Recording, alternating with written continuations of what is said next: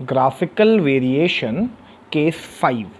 अगर केस 5 की आगे बात करें, केस 5 को कंटिन्यू करें, तो केस 5 है हमारा y is directly proportional to x square.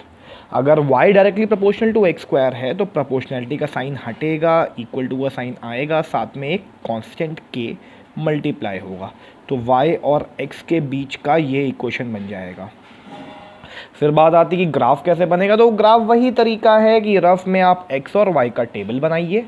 x और y के टेबल बनाने के बाद जो पॉइंट्स मिले आप उसको एक ग्राफ पेपर पर प्लॉट करें, और जब आप ग्राफ पेपर पे उन पॉइंट्स को प्लॉट करेंगे तो x और y के बीच में एक कुछ इस तरीके का कर्व आपको मिलेगा,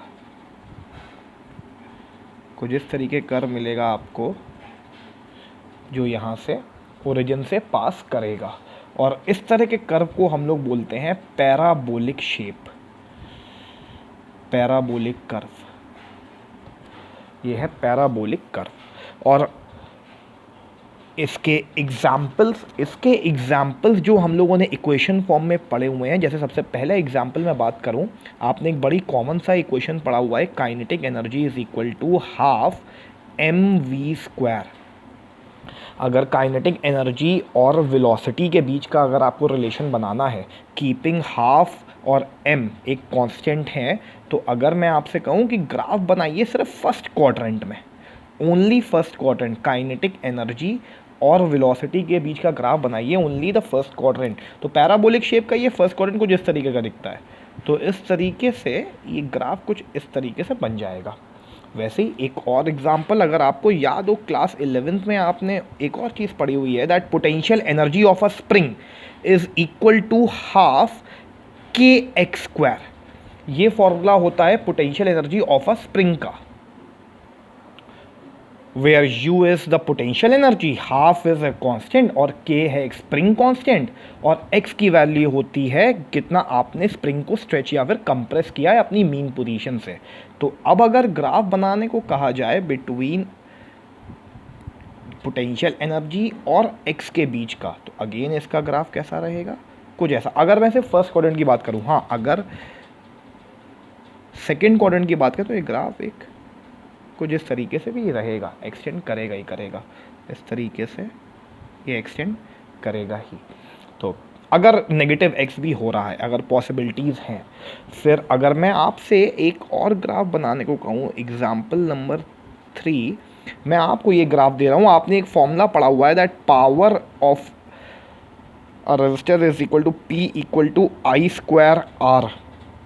तो अब अगर मैं आपसे ग्राफ कहूँ कि आप मुझे ग्राफ बना के दिखाइए पावर और करंट के बीच का फर्स्ट क्वाड्रेंट में, तो कैसा ग्राफ रहेगा।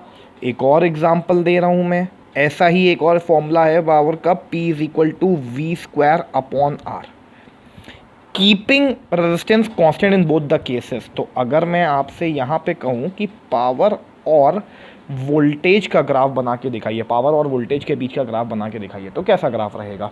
दोनों ही केसेस को अगर देखा जाए तो इसमें P is directly proportional to I², यानी कि y एक्सिस में P है, x एक्सिस में करंट है, तो मतलब x का स्क्वायर हो गया फंक्शन। यहाँ पर भी देखें y एक्सिस में P है और P is proportional to V² है, क्योंकि R तो एक कांस्टेंट है, तो अगर इस इक्वेशन में R एक कांस्टेंट तो ये इक्वेशन बनेगी P is proportional to V², और y एक्सिस में P है, x एक्सिस में V है, तो x का स्क्वायर अगर कंपेयर करवाएं तो हर बार इन दोनों ही ग्राफ में शेप्स कैसी होंगी, पैराबोलिक। और बिल्कुल सही आपने फिर सोचा है, ये ग्राफ कुछ इस तरीके का बन जाएगा।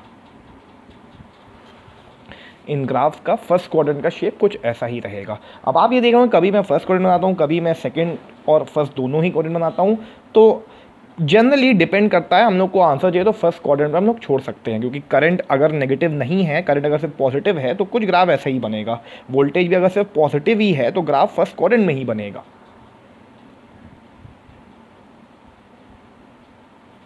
केस 5 के बाद आते हैं केस 6, ट्रिग्नोमेट्रिक ग्राफ्स।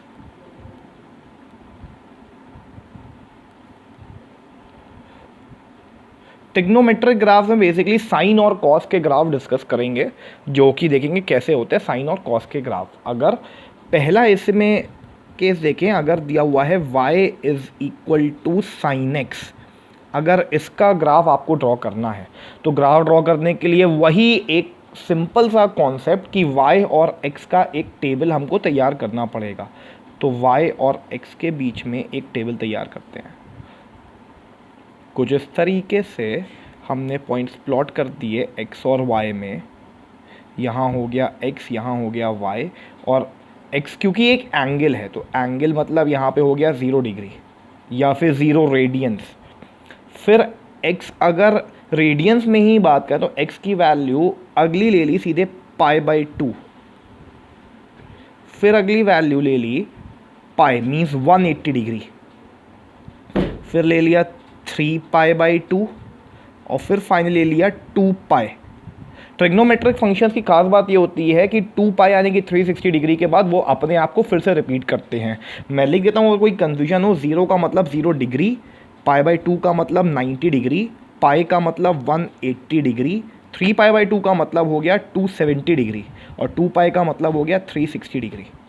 जब x की value 0 degree, 90 degree, 180 degree, 270 degree, 360 degree होगी तो उस समय पर रेडियस में 90 डिग्री का मतलब π/2, 180 का मतलब पाई, 270 का मतलब 3π/2 और 2π का मतलब 360 डिग्री। तो अब इन वैल्यूज़ पर y की क्या क्या वैल्यूज़ होंगी। तो जब x की वैल्यू 0 होगी, साइन 0 हमको पता है 0 होता है। जब x की वैल्यू 90 डिग्री या फिर π/2 मतलब y की वैल्यू हो जाएगी 1, साइन 90 का मतलब 1। जब x की वैल्यू 180 डिग्री या फिर पाई तो साइन 180 का मतलब 0, साइन 3π/2 या फिर साइन 270 का मतलब हो गया -1 और साइन 2π की वैल्यू हो जाएगी 0। अगर हमें इनके बीच का अब ग्राफ ड्रॉ करना है, x और y के बीच का अगर ग्राफ ड्रॉ करना है तो सबसे पहले तो हम प्लॉट करें x एक्सिस और y एक्सिस। तो ये हो गई मेरी x एक्सिस और यहाँ पे आ गई मेरी y एक्सिस। x में कौन कौन से पॉइंट है, x में पॉइंट है 0, x में फिर अगला पॉइंट आता है π/2, फिर अगला पॉइंट आता है पाई, फिर अगला आता है 3π/2 और उसके बाद आता है लास्ट में 2π, क्योंकि मैंने जैसा कि कहा 2π के बाद वो अपने आप को रिपीट करेगा ग्राफ। तो y में पॉइंट्स जो मिल रहे हैं वो 0 से लेकर 1 जा रहा है, फिर -1, ये रेंज है। साइन की वैल्यू कभी भी +1 से बड़ी नहीं हो सकती और -1 के भी बियॉन्ड नहीं जा सकती नेगेटिव में।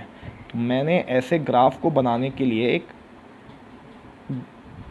पेपर पे ऐसे थोड़ी सी लाइंस ड्रॉ कर दी जिससे एकदम परफेक्ट शेप आए।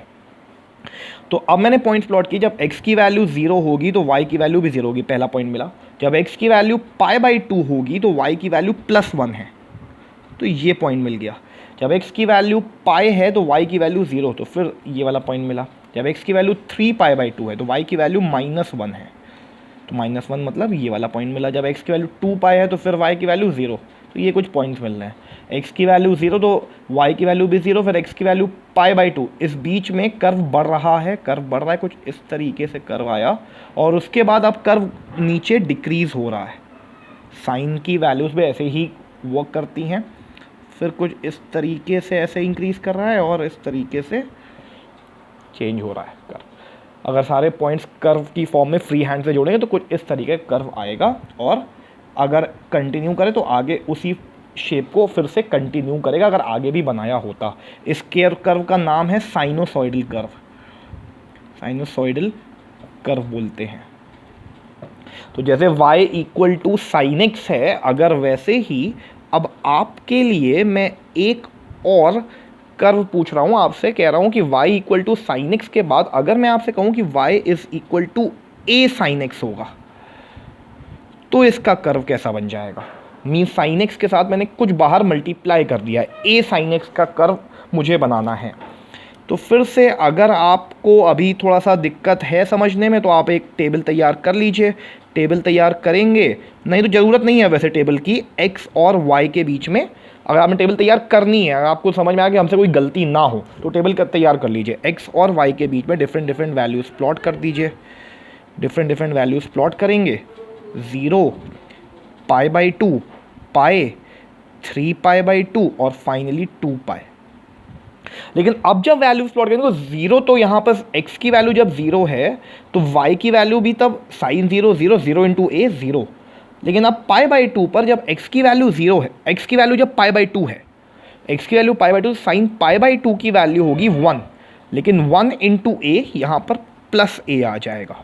वैसे ही पाई पर जब प्लॉट करके रखेंगे तो यहाँ पे जीरो ही रहेगा, 3π/2 पर माइनस ए हो जाएगा और 2π पर फिर से ज़ीरो। तो शेप ग्राफ की बिल्कुल सेम ही रहेगी। हमें मैथमेटिकल टूल्स में ग्राफ की शेप बस ध्यान में रखनी है अच्छे से। तो ग्राफ की शेप बिल्कुल सेम ही रहेगी। यहाँ पर y में आ गया प्लस ए और इधर आ गया उतना ही माइनस ए। x की वैल्यू ज़ीरो, π/2, पाई, 3π/2 और 2π।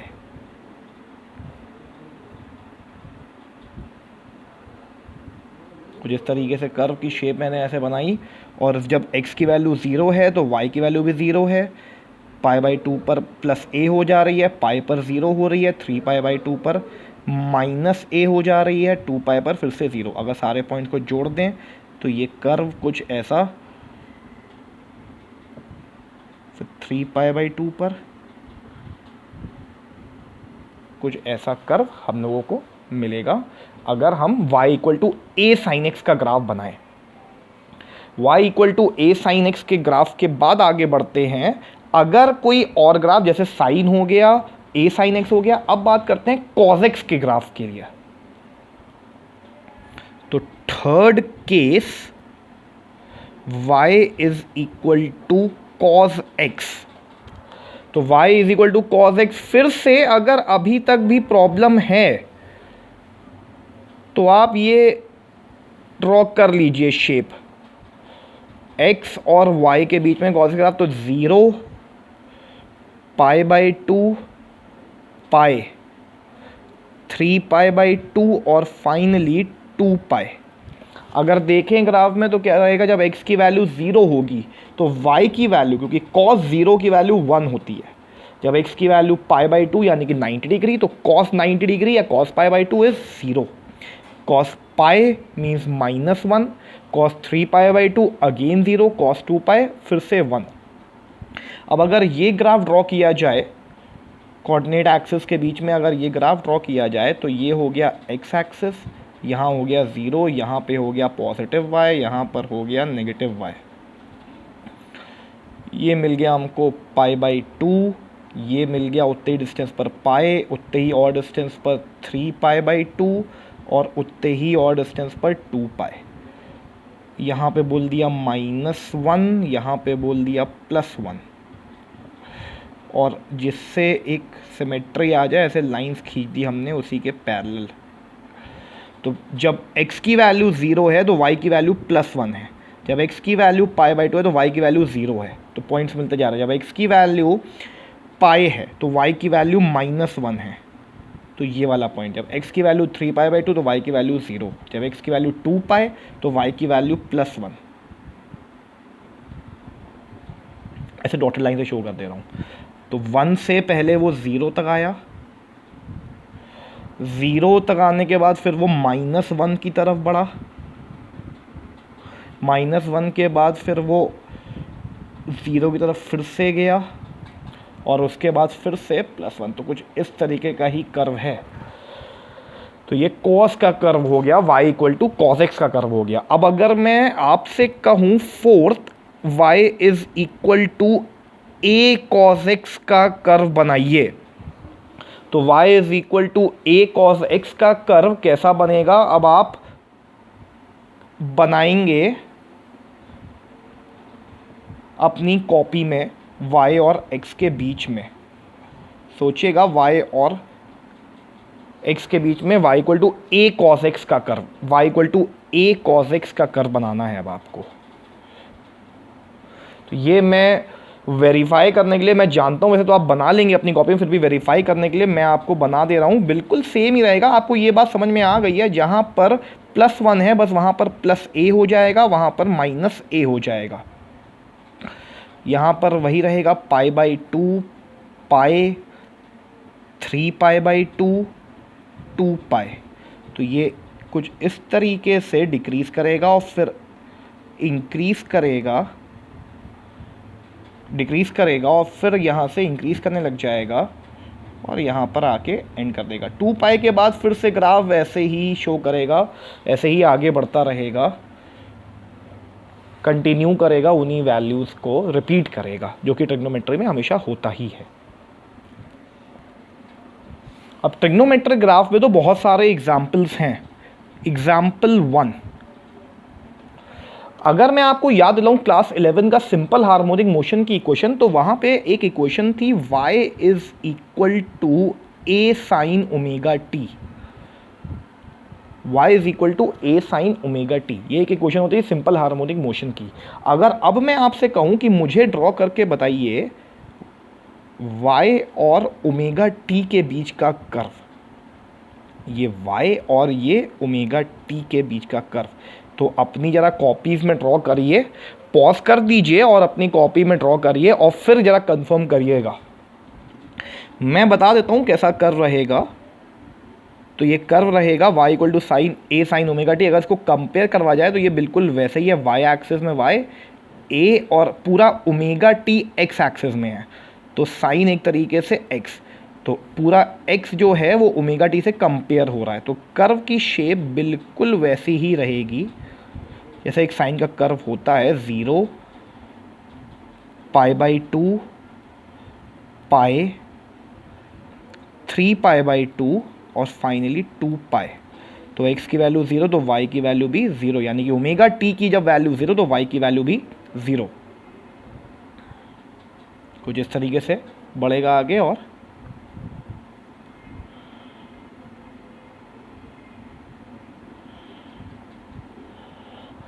ये साइनोसॉइडल कर्व हमको मिल जाएगा। वैसे ही एक और एग्जाम्पल, थोड़ा सा मैं एग्जाम्पल में अब चेंज ला रहा हूँ, y is equal to a sine omega t की जगह अब मैं ला रहा हूँ एक example y is equal to a cos omega t. तो अगर y is equal to a cos omega t का कर्व बनाना है तो फिर से y और ओमेगा टी वाली एक्सिस ड्रॉ कर दी, ओमेगा टी में यहाँ पर 0 प्लॉट किया, फिर π/2 प्लॉट किया, पाई 3π/2 और 2π।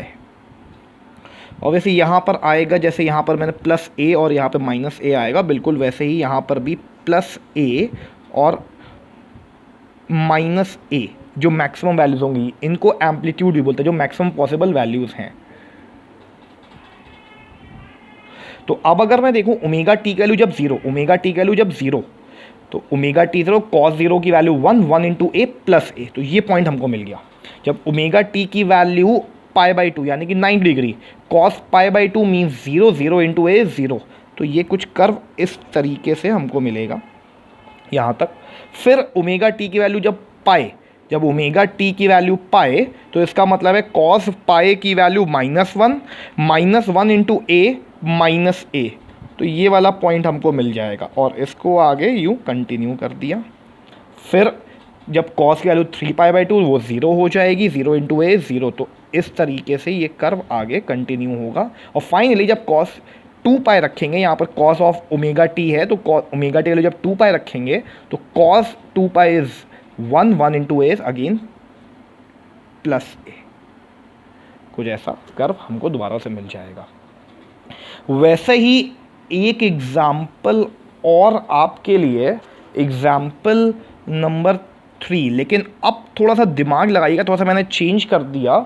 मैं लिख रहा हूँ v is equal to velocity, ये भी एक इक्वेशन थी, v इज इक्वल टू, ऐसी एक इक्वेशन लिख रहा हूँ, v is equal to minus a omega sine omega t. एक ऐसी ही मैंने अपनी तरफ से एक इक्वेशन बना दी, v is equal to minus a omega sine omega t. अब अगर मुझे इसका कर्व चाहिए तो मैंने फिर से x एक्सिस में ओमेगा टी और यहाँ पर v प्लॉट कर दिया। मुझे कर्व किस किस का चाहिए, v और ओमेगा टी के बीच का चाहिए। तो ओमेगा टी तो एक एंगल है, यहाँ पे एंगल की वैल्यू 0 हो सकती है, एंगल की वैल्यू π/2, और इनके बीच में भी वैल्यू हो सकती है पाई, 3π/2 और फाइनली 2π। मैक्सिमम वैल्यू वी की क्या जा सकती है, मैक्सिमम वैल्यू प्लस में जा सकती है प्लस ए ओमेगा, और माइनस में जा सकती है माइनस ए ओमेगा। तो मैंने मैक्सिमम वैल्यूज उनकी एम्पलीट्यूड्स प्लॉट कर दी है, जो उनकी पीक वैल्यूज पॉसिबल है मैंने यहाँ पे प्लॉट कर दी।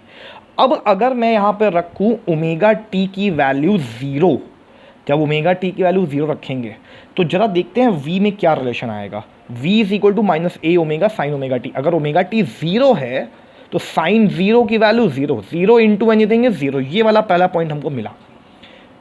जब ओमेगा टी की वैल्यू π/2 रखेंगे, अगर ओमेगा टी की वैल्यू π/2 रखी तो π/2 साइन π/2 मीन्स 1, साइन π/2 का मतलब 1 into minus a omega is minus a omega. तो अगर आप ध्यान से देखें तो π/2 पर माइनस ए ओमेगा वैल्यू मिली है, तो कर्व कुछ इस तरीके से नीचे बढ़ रहा है। फिर जब मैंने ओमेगा टी की वैल्यू पाई रखी तो ओमेगा टी पाई, इसका मतलब है साइन पाई की वैल्यू 0, 0 इंटू एनीथिंग 0। तो ये कर्व यहाँ पहुँचा, तो ये कर्व यहाँ से डिक्रीज होता हुआ कुछ इस तरीके से गया पाई तक। उसके बाद और आगे बढ़ते 3π/2 पर, साइन 3π/2, साइन 3π/2 का मतलब sine 270, that is -1। Sine 3π/2 is -1, लेकिन -1 ये इतना part -1 into minus a omega plus a omega, plus a omega. तो कुछ कर्व ऐसा बनेगा, यूं बढ़ेगा, और फाइनली जब ओमेगा टी की वैल्यू 2π रखेंगे तो ओमेगा वैल्यू टी, जब ओमेगा टी की वैल्यू 2π रखी तो sine 2π 0, 0 into anything is again 0। तो कर्व ये कुछ इस तरीके बनेगा। अगर अभी भी थोड़ा सा प्रॉब्लम आई हो समझने में तो मैं यहाँ पर बना देता हूँ टेबल दोबारा से। यहाँ पे मैंने v और यहाँ पे मैंने ओमेगा टी लिखा। जब ओमेगा टी की वैल्यू 0 है, ओमेगा टी की वैल्यू π/2 है, मैंने नीचे लिख दिया ओमेगा टी, कुछ उससे फ़र्क नहीं पड़ता। ओमेगा टी की वैल्यू π/2 है, ओमेगा टी की वैल्यू पाई है, ओमेगा टी की वैल्यू 3π/2 है, एंड फाइनली 2π है। अब जब ओमेगा टी की वैल्यू 0 है, sine 0 is 0, 0 into anything is 0। लेकिन जब ओमेगा टी की वैल्यू π/2 है, sine π/2 is 1, but 1 into minus a omega minus a omega, तभी मैंने यहाँ पर नीचे प्लॉट किया है। बाकी कर्व को देखें तो उसमें ऊपर इंक्रीज होता है, लेकिन यहाँ पर नीचे की तरफ बढ़ रहा है कर्व माइनस साइड में। वैसे ही जब साइन पाई रखेंगे तो ये तो 0 ही हो जाएगा, 0 इंटू एनीथिंग इज 0। साइन 3π/2 पे, sign 3π/2 means -1 into minus a omega plus a omega, वैसे ही साइन 2π पर 0 बन जाएगा। तो ये कर्व की शेप देखिए आपने, कुछ ऐसा, जब माइनस लग गया तो कुछ नीचे की तरफ बना। ये y equal to a sine omega कुछ ऐसा था, ऊपर की तरफ बना था। ये y equal to minus a omega sine omega t नीचे की तरफ ऐसे बना। सिमिलरली अगर मैं आपको एक और कर्व दूं बनाने के लिए, अब ये आपके लिए क्वेश्चन है, क्वेश्चन है y is equal to minus a cos omega t. किस किस के बीच में ग्राफ बनाना है? ग्राफ आपको बनाना है ओमेगा टी और y के बीच में। तो ज़रा दिमाग लगाइएगा और सोचिएगा ग्राफ कैसे आप बनाएंगे। पॉज कर लीजिए फिर से वीडियो को और कोशिश करिए कि आप बना पा रहे हैं क्या रफ में ये ग्राफ, और उसके बाद देखिएगा, पॉज जब आप हटाएंगे तो उसके बाद देखिएगा ग्राफ आपका सही बनता है कि नहीं। तो ग्राफ कुछ इस तरीके का है, एम्पलीट्यूड a तो यहाँ पर आ जाएगा प्लस a, और उतना ही यहाँ पर आ जाएगा माइनस ए। ओमेगा टी की वैल्यूज़ क्या हो जाएंगी? 0 हो सकती है, π/2 हो सकती है, पाई हो सकती है, 3π/2 और 2π फाइनली। और ग्राफ को जिस तरीके से 0 पर जब आप ओमेगा टी की वैल्यू 0 रखेंगे तो cos 0 की वैल्यू 1 इंटू माइनस ए, यहाँ से ग्राफ स्टार्ट हुआ। cos π/2 0, 0 into anything is 0। तो ग्राफ कुछ इस तरीके से नीचे से स्टार्ट हुआ और कुछ इस तरीके से जा रहा है। फिर पाई पर जब cos pi means -1 into minus a plus a, plus a, कुछ इस तरीके से ग्राफ बढ़ेगा। फिर जब 3π/2 रखेंगे, cos 3π/2 is 0, 0 into anything is 0, कुछ इस तरीके से ग्राफ आएगा। और फाइनली 2π पर जब ओमेगा टी की वैल्यू 2π है तो 2π होने पर cos 2π इज अगेन 1, लेकिन 1 into minus a, 1 into minus a is again minus a. तो ये वाले पॉइंट को मार्क किया और इस तरीके से उसको ऐसे आगे जोड़ दिया, और आगे फिर से कुछ यूं ही कंटिन्यू करेगा वो। केस 6 में ही एक, फिर से ये केस 6 ही चल रहा है। केस 6 में ही एक और तरह के ग्राफ की बात कर रहे हैं जो कि है 5th वेराइटी, और वो है y is equal to sine square x का curve. y is equal to sine square x का कर्व। कर्व बनाने के तरीका तो आप लोग सीख गए, मैं टेबल बार बार नहीं बना रहा हूँ, अब मैं सीधे ग्राफ में ही पॉइंट्स प्लॉट करूँगा। कर्व बनाने का तरीका आप सभी लोग सीख गए हैं कि आपको y एक्सिस और x एक्सिस यहाँ पे प्लॉट करनी है, और अब x क्योंकि एक एंगल है तो एंगल की वैल्यू 0 हो सकती है, π/2, पाई उसको और बढ़ाया π/2 से तो 3π/2 और बढ़ाया तो ये हो गया 2π। और मैंने यहाँ पर वैल्यूज़ की थी क्योंकि एम्पलीट्यूड यहाँ पे जो आ रहा है वो मैक्सिमम 1 है, तो यहाँ पे साइन के कर्व्स में जो यहाँ पर वैल्यू होती है वो एम्पलीट्यूड 1 ही रहेगा, मैक्सिमम वैल्यू उसकी 1 ही रहेगी।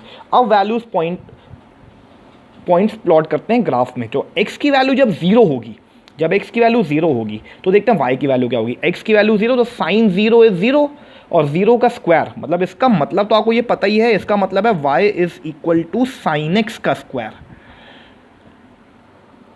तो अगर इसको ऐसे रिप्रेजेंट करना तो भी एक ही बात है। तो अगर x की वैल्यू 0 तो साइन एक्स की वैल्यू 0, 0 का स्क्वायर भी 0, तो ये पहला पॉइंट हमको मिल गया। जब x की वैल्यू π/2 मीन साइन π/2 इज 1, 1 का स्क्वायर इज अगेन +1, तो π/2 पर ये पॉइंट हमको मिलेगा। फिर जब x की वैल्यू पाई रखेंगे, x की वैल्यू पाई रखी तो sine pi is 180, sine 180 is 0, 0 का स्क्वायर अगेन 0। तो अगर ग्राफ को देखें तो ग्राफ बिल्कुल साइन के कर्व जैसा ही था, इंक्रीज हुआ फिर डिक्रीज होने लग गया, इंक्रीज होके फिर डिक्रीज होने लग गया। और अब अगर आगे बात करें तो साइन का कर्व को जैसे नीचे जाता था। अब देखते हैं यहाँ पे क्या हो रहा है। x की वैल्यू जब 3π/2 रखी, x की वैल्यू 3π/2 पर साइन 3π/2 इज -1, लेकिन -1 का जब स्क्वायर करेंगे तो क्या हो जाएगा +1, तो 3π/2 पर फिर से +1 ही आ रहा, तो ये नीचे गया ही नहीं क्योंकि स्क्वायर है, स्क्वायर कभी भी नेगेटिव हो ही नहीं सकता। तो ये फिर से कुछ इस तरीके का कर्व बनेगा। और फाइनली 2π पर क्या होगा, साइन 2π 0, 0 साइन 2π 0, 0 का स्क्वायर भी 0। तो ये curve y equal to sine square x का कर्व बनेगा। वैसे ही एक 6th केस और आप ही लोगों के लिए, जैसे y equal to sine square x है, वैसे ही y इज इक्वल टू, कोशिश करिए अपनी नोटबुक में y is equal to cos square x का कर्व बनाने की। तो y equal to cos square x का मतलब मैं आपके लिए लिख देता हूँ, y is equal to cos x का होल स्क्वायर। और जब तक मैं ये फिगर ड्रॉ कर रहा हूँ तब तक आप लोग भी अपनी कॉपी में फिगर ड्रॉ कर लीजिए और देखते हैं पहले किसका बनता है, पहले आपका बनता है कि पहले मेरा बनता है। तो y और x के बीच का कर्व, तो मैंने यहाँ पर +1 मार्क कर दिया क्योंकि मुझे पता है मैक्सिमम वैल्यू तो 1 ही हो सकती है। अगर आपको नहीं पता तो आप डिफरेंट वैल्यूज़ लेकर चल सकते हैं और जो वैल्यूज़ आए उस हिसाब से आप वर्क कर सकते हैं। तो x की वैल्यू 0 होगी, x की वैल्यू π/2 होगी, x की वैल्यू होगी पाई, फिर अगली वैल्यू उतनी डिस्टेंस पर हो जाएगी 3π/2, फिर अगली वैल्यू हो जाएगी फाइनली 2π। और 2π के बाद तो आप वैल्यूज़ आप आपस में रिपीट करती हैं, एंगल्स में जो भी ट्रिग्नोमेट्रिक रेशियो में वैल्यू हो वो वैल्यूज़ फिर से रिपीट होंगी। तो जरा देखते हैं x की वैल्यू जब x की वैल्यू 0 तो y की वैल्यू cos 0 की वैल्यू 1 का स्क्वायर भी 1 +1, ये पॉइंट मिला हमको x इक्वल टू 0 पर। जब x की वैल्यू π/2, x की वैल्यू π/2 का मतलब cos π/2 0, 0 का स्क्वायर इज अगेन 0, तो ये पॉइंट मिल गया। फिर x की वैल्यू जब पाई रखेंगे, x की वैल्यू पाई मतलब cos पाई -1 का स्क्वायर हो गया +1, तो यहाँ पे ये वैल्यूज हमको मिल रही हैं। थोड़ा सा ओवर राइटिंग हो गई मुझसे, तो ये कॉस पाई की वैल्यू, जब कॉस पाई की वैल्यू -1 का स्क्वायर +1, तो कुछ ये वैल्यू मिली। कॉस 3π/2, कॉस 3π/2 मतलब कॉस 270, कॉस 270 वैल्यू अगेन 0, 0 का स्क्वायर फिर से 0, और फिर से 2π पर कॉस 2π इज 1, 1 का स्क्वायर इज अगेन +1। तो आप देख रहे हैं कभी भी ये कर्व नेगेटिव y में नहीं जाएगा, क्योंकि हमेशा और हमेशा x की वैल्यू कुछ भी हो y हमेशा पॉजिटिव हो, क्योंकि स्क्वायर हमेशा एक पॉजिटिव ही होता है। तो इसके लिए कुछ एग्जांपल्स मैं आपको दे रहा हूं, इस पे बेस कुछ एग्जांपल ना बोल के अब तो क्वेश्चन में सीधे दे रहा हूं। अगर मैं आपसे कहूं कि intensity I is equal to I0 cos square theta, तो आपको ग्राफ बनाना है थीटा और आई के बीच का। तो जरा सोचिए कैसा ग्राफ बनेगा। पॉज करके 2 मिनट बनाने की कोशिश करिए, तब तक मैं आपको ग्राफ का आंसर दे देता हूं। आप पॉज कर लीजिए और ग्राफ की शेप आप बनाने की कोशिश करिए। आंसर बिल्कुल वही है, यहाँ पे 0, π/2, पाई, 3π/2, 2π, मैक्सिमम वैल्यू हो जाएगी I0 हो जाएगी इस बार। तो जब थीटा की वैल्यू 0 पुट करेंगे तो यहाँ से स्टार्ट होगा, जब थीटा की वैल्यू π/2 तो कुछ ऐसी शेप आएगी।